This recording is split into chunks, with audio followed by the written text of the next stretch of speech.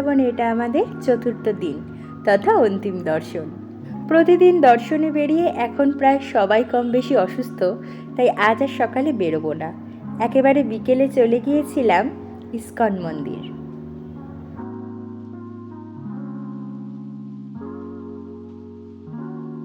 আর ISKCON মন্দিরের দর্শন শেষ করে আমরা চলে গিয়েছিলাম প্রেম মন্দির দর্শন করতে। এই পরিক্রমার মাসে ছোট থেকে বড় সকলেই পরিক্রমা দিচ্ছে, আর আমরা পৌঁছে গিয়েছি প্রেম মন্দিরে। দামোদর মাস, তাই ভিড়টা একটু বেশি। আর মন্দিরের এই অপূর্ব আলোকসজ্জা দেখতেই মানুষ সন্ধ্যের পরে আসে।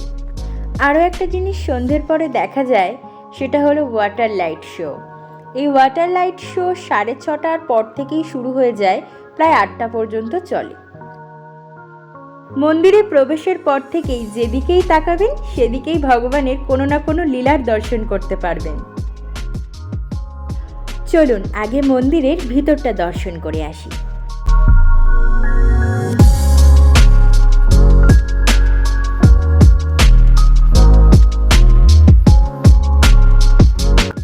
মন্দিরের মধ্যেও ভগবানের বিভিন্ন লীলার দর্শন রয়েছে রাধা কৃষ্ণের যুগল বিগ্রহ।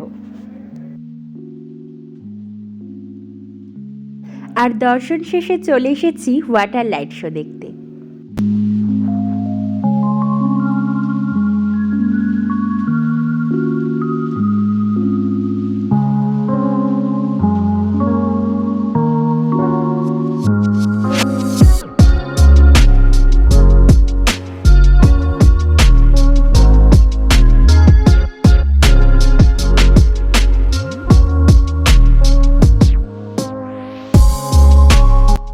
লাইট শো শেষ, এখন মন্দিরের এই চারপাশের সুন্দর লীলাগুলো দর্শন করে আমরা আশ্রমে ফিরে যাব। কাল খুব দুপুর বৃন্দাবন থেকে বেরিয়ে যাব মথুরার দিকে। না, আর কোনো দর্শন নয়, এবার গন্তব্য বাড়ি। মথুরা থেকে সন্ধ্যে 6:30টায় আমাদের ট্রেন আছে। বৃন্দাবন থেকে মথুরা স্টেশন পৌঁছাতে প্রায় 1 ঘন্টা সময় লাগে। গাড়ি আগে থেকে ঠিক করাই ছিল, আর সময় দেওয়া হয়েছিল বিকেল 4টে। আমাদের এই বছরের ব্রজধাম দর্শনের এখানেই ইতি। অনেক নতুন স্থান দর্শন হলো, অনেক স্থান বাকি রয়ে গেল, আর সেগুলোর জন্য আসছে বছর আবার হবে।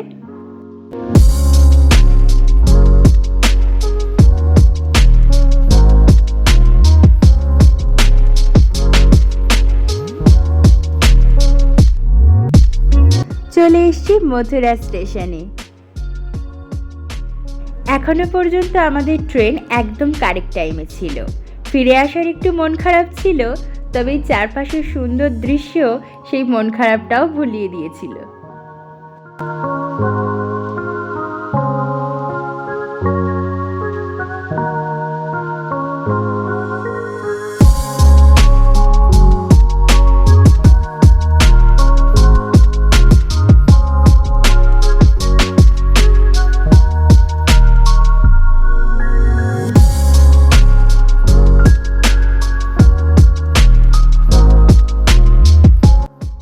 সময় ট্রেনের থেকেও দ্রুত ছোটে।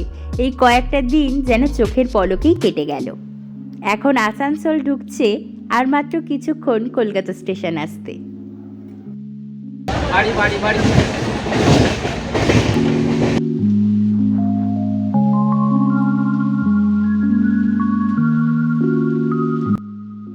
চলে এসেছি কলকাতা স্টেশন। এবার এখান থেকে একটা ট্যাক্সি নিয়ে আমরা চলে যাব শিয়ালদায়। এই পুরো জার্নিটা আজ এখানেই শেষ হলো। ভিডিওটি ভালো লাগলে একটা লাইক করতে পারেন। দেখা হবে নতুন কোনো ভিডিওতে। রাধে রাধে।